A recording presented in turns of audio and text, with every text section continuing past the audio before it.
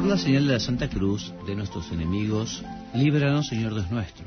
En nombre del Padre, y del Hijo, y del Espíritu Santo. Amén. Queridos hermanos, nuevamente juntos para hacer este rato de oración con las enseñanzas de nuestro queridísimo Papa Benedicto XVI. Y hoy continuaremos con la obra de San Gregorio Magno. La semana pasada habíamos hablado algo de su vida. A la semana siguiente, esto es el miércoles 4 de junio del año 2008, el Papa les habló a los peregrinos de la doctrina de San Gregorio Magno y se dirigía de esta manera a quienes le escuchaban. Queridos hermanos y hermanas, en nuestro encuentro de los miércoles vuelvo a comentar hoy la extraordinaria figura del Papa San Gregorio Magno para recoger más luces de su rica enseñanza. A pesar de los múltiples compromisos vinculados a su función de obispo de Roma, nos dejó numerosas obras de las que la Iglesia en los siglos sucesivos se ha servido ampliamente. Además de su abundante epistolario, el registro al que aludí en la anterior catequesis contiene más de 800 cartas, nos dejó sobre todo escritos de carácter exegético, entre los que se distinguen el comentario moral a Job, conocido con el título latino de Moralia in Job, las homilías sobre Ezequiel y las homilías sobre los evangelios. Asimismo existe una importante obra de carácter hagiográfico, los diálogos, escrita por San Gregorio para la edificación de la reina longobarda Teodolinda. Su obra principal y más conocida es sin duda la regla pastoral, que el Papa redactó al inicio de su pontificado con una finalidad claramente programática. Haciendo un rápido repaso de estas obras, debemos observar ante todo que en sus escritos San Gregorio jamás se muestra preocupado por elaborar una doctrina suya, una originalidad propia. Más bien, trata de hacerse eco de las enseñanzas tradicionales de la Iglesia. Solo quiere ser la boca de Cristo y de su Iglesia en el camino que se debe recorrer para llegar a Dios. Al respecto son ejemplares sus comentarios exegéticos. Fue un apasionado lector de la Biblia a la que no se acercó con pretensiones meramente especulativas. El cristiano debe sacar de la Escritura, pensaba, no tanto conocimiento teórico, cuanto más bien el alimento diario para su alma, para su vida de hombre en este mundo. En las homilías sobre Ezequiel, por ejemplo, insiste mucho en esta función del texto sagrado. Acercarse a la Escritura solo para satisfacer un deseo de conocimiento significa ceder a la tentación del orgullo y exponer así al peligro de caer en la herejía. La humildad intelectual es la regla primaria para quien trata de penetrar en las realidades sobrenaturales partiendo del libro sagrado. La humildad, obviamente, no excluye el estudio serio, pero para lograr que este estudio resulte verdaderamente provechoso, permitiendo entrar realmente en la profundidad del texto, la humildad resulta indispensable. Solo con esta actitud interior se escucha realmente y se percibe por fin la voz de Dios. Por otro lado, cuando se trata de la palabra de Dios, comprender no es nada si la comprensión no lleva a la acción. En estas homilías sobre Ezequiel se encuentra también la bella expresión según la cual el predicador debe mojar su pluma en la sangre de su corazón. Así podrá llegar también al oído del prójimo. Al leer estas homilías se ve que San Gregorio escribió realmente con la sangre de su corazón, y por ello nos habla aún hoy a nosotros. San Gregorio desarrolla también este tema en el comentario moral a Job. Siguiendo la tradición patrística, examina el texto sagrado en las tres dimensiones de su sentido: la dimensión literal, la alegórica y la moral, que son dimensiones del único sentido de la Sagrada Escritura. Sin embargo, San Gregorio atribuye una clara preponderancia al sentido moral. Desde esta perspectiva, propone su pensamiento a través de algunos binomios significativos: saber, hacer, hablar, vivir, conocer, actuar, en los que evoca los dos aspectos de la vida humana que deberían ser complementarios, pero que con frecuencia acaban por ser antitéticos. La idea moral, comenta, consiste siempre en llevar a cabo una armoniosa integración entre la palabra y la acción, pensamiento y compromiso, oración y dedicación a los deberes del propio Estado. Este es el camino para realizar la síntesis, gracias a la cual lo divino desciende hasta el hombre y el hombre se eleva hasta la identificación con Dios. Así, el gran Papa traza para el auténtico creyente un proyecto de vida completo. Por eso, en la Edad Media, el comentario moral a Job constituirá una especie de suma de la moral cristiana. También son de notable importancia y belleza sus homilías sobre los evangelios. La primera de ellas la pronunció en la Basílica de San Pedro durante el tiempo de Adviento del año 590. Por tanto, pocos meses después de su elección al pontificado. La última la pronunció en la Basílica de San Lorenzo, el segundo domingo después de Pentecostés del año 593. El Papa predicaba al pueblo en las iglesias donde se celebraban las estaciones, ceremonias especiales de oración en los tiempos fuertes del año litúrgico, o las fiestas de los mártires titulares. El principio inspirador que une las diversas intervenciones se sintetiza en la palabra predicator. No solo el ministro de Dios, sino también todo cristiano tiene la tarea de ser predicador de lo que ha experimentado en su interior. A ejemplo de Cristo, que se hizo hombre para llevar a todos el anuncio de la salvación. Este compromiso se sitúa en un horizonte escatológico. La esperanza del cumplimiento en Cristo de todas las cosas es un pensamiento constante del gran pontífice y acaba por convertirse en motivo inspirador de todo su pensamiento y de toda su actividad. De aquí brotan sus incesantes llamamientos a la vigilancia y a las buenas obras. Tal vez el texto más orgánico de San Gregorio Magno es la regla pastoral, escrita en los primeros años de su pontificado. En ella San Gregorio se propone presentar la figura del obispo ideal, maestro y guía de su grey. Con ese fin ilustra la importancia del oficio de pastor de la Iglesia y los deberes que implica. Por tanto, quienes no hayan sido llamados a tal tarea no deben buscarla con superficialidad. En cambio, quienes lo han asumido sin la debida reflexión, necesariamente deben experimentar en su espíritu una turbación.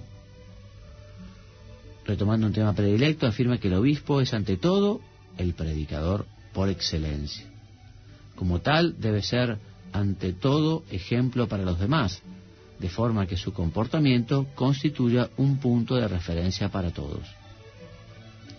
Una acción pastoral eficaz requiere, además, que conozca a los destinatarios y adapte sus intervenciones a la situación de cada uno. San Gregorio ilustra las diversas clases de fieles con anotaciones agudas y puntuales que pueden justificar la valoración de quienes han visto en esta obra también un tratado de psicología. Por eso se entiende que conocía realmente a su grey y hablaba de todo con la gente de su tiempo y de su ciudad. Sin embargo, el gran pontífice insiste en el deber de que el pastor reconozca cada día su propia miseria, de manera que el orgullo no haga vano a los ojos del juez supremo el bien realizado. Por ello, el capítulo final de la regla está dedicado a la humildad. Cuando se siente complacencia al haber alcanzado muchas virtudes, conviene reflexionar en las propias insuficiencias y humillarse.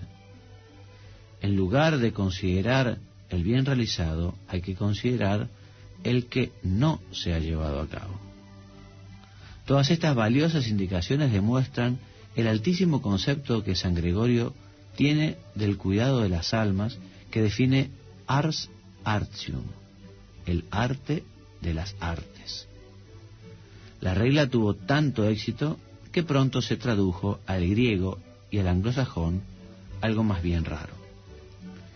También es significativa otra obra, Los Diálogos, en la que al amigo y diácono Pedro convencido de que las costumbres estaban tan corrompidas que no permitían que surgieran santos como en los tiempos pasados, San Gregorio demuestra lo contrario.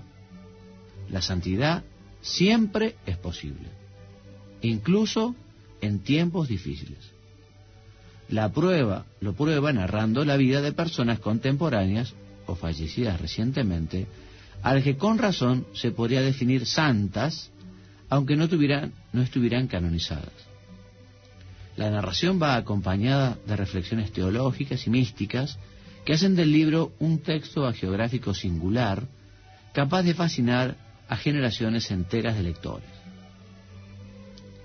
La materia está tomada de tradiciones vivas del pueblo y tiene como finalidad edificar y formar, atrayendo la atención de quien lee hacia una serie de cuestiones como el sentido del milagro, la interpretación de la escritura, la inmortalidad del alma, la existencia del infierno, la representación del más allá, temas que requerían oportunas aclaraciones. El libro segundo está totalmente dedicado a la figura de San Benito de Nurcia y es el único testimonio antiguo sobre la vida del santo monje cuya belleza espiritual destaca en el texto con plena evidencia. En el plan teológico que San Gregorio desarrolla a lo largo de sus obras, el pasado, el presente y el futuro se relativizan. Para él, lo que más cuenta es todo el arco de la historia salvífica que sigue realizándose entre los oscuros recovecos del tiempo.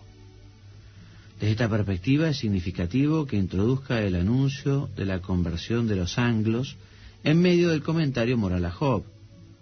A sus ojos, este acontecimiento constituía un adelanto del reino de Dios, del que habla la Escritura. Por tanto, con razón, se podía mencionar en el comentario de un libro sacro. En su opinión, los guías de las comunidades cristianas deben esforzarse por releer los acontecimientos a la luz de la palabra de Dios. En este sentido, el gran pontífice siente el deber de orientar a pastores y fieles en el itinerario espiritual de una lección divina, iluminada y concreta, situada en el contexto de la propia vida. Antes de concluir, es necesario hablar de las relaciones que el Papa San Gregorio cultivó con los patriarcas de Antioquía, de Alejandría e incluso de Constantinopla. Se preocupó siempre de reconocer y respetar sus derechos, evitando cualquier interferencia que limitara la legítima autonomía de aquellos. Aunque San Gregorio, en el contexto de su situación histórica, se opuso a que el patriarca de Constantinopla se le diera el título ecuménico, no lo hizo por limitar o negar esta legítima autoridad, sino porque le preocupaba la unidad fraterna de la Iglesia Universal. Lo hizo sobre todo por su profunda convicción de que la humildad debía ser la virtud fundamental de todo obispo, especialmente de un patriarca. En su corazón, San Gregorio fue siempre un monje sencillo. Por ello, era firmemente contrario a los grandes títulos. Él quería ser, expresión suya, servus servorum Dei. Estas palabras que acuñó él no eran en sus labios una fórmula piadosa, sino la verdadera manifestación de su modo de vivir y de actuar. Estaba profundamente impresionado por la humildad de Dios, que en Cristo se hizo nuestro servidor, nos lavó y nos lava los pies sucios. Por eso estaba convencido de que sobre todo un obispo debería imitar esta humildad de Dios, siguiendo así a Cristo. Su mayor deseo fue vivir como un monje en permanente coloquio con la palabra de Dios, pero por amor a Dios se hizo servidor de todos en un tiempo lleno de tribulaciones y de sufrimientos, y se hizo siervo de los siervos.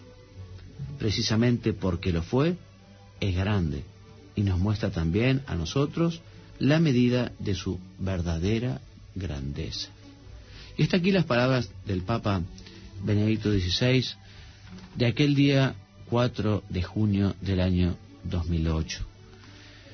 Yo quería detenerme a comentar brevemente, porque es poco el tiempo que nos queda, esta idea tan preciosa y tan valiosa de San Gregorio, cuando le escribe a su amigo y diácono, Pedro, aquel que decía o afirmaba que debido a que las costumbres estaban muy corrompidas, debido a que el ambiente era muy malo, entonces por eso, decía Pedro, aquel amigo suyo diácono, no hay santos, no hay santos. Y si no hay santos, decía Pedro, es por este ambiente tan corrompido. En cambio, San Gregorio en sus diálogos demuestra lo contrario. Demuestra que la santidad es siempre posible, incluso en tiempos difíciles.